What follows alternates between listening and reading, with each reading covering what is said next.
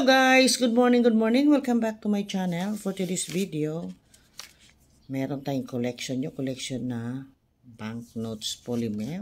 Bago, ito po yung ating 50 pesos. Nakakuha tayo. Ayan o. 2025 nakalagay. Ito nakalagay po ay The Visayan Leopard Cut ang kanyang. Ayan o. Yung naka-pictures dito itong pusa. Tapos, sa likod ganyan, fish.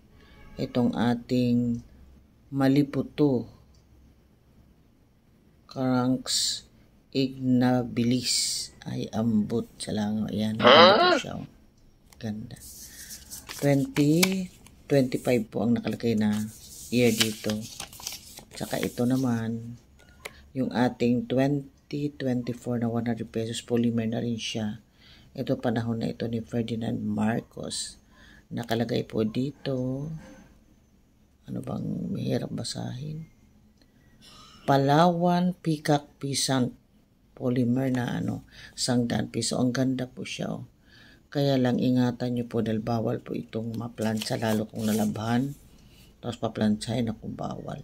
Hindi katulad nung luma na pwede mo siyang plantsahin. So itong aking collection for today, our new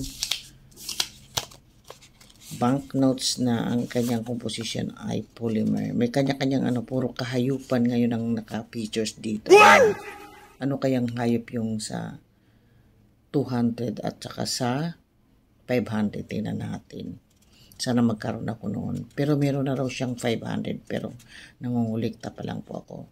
So, ito lang po ang ating video for today. Isi-share ko lang yung collection natin ng bago nating banknotes na Philippine banknotes. Polymer ang kanyang composition. So, thank you for watching. Bye-bye!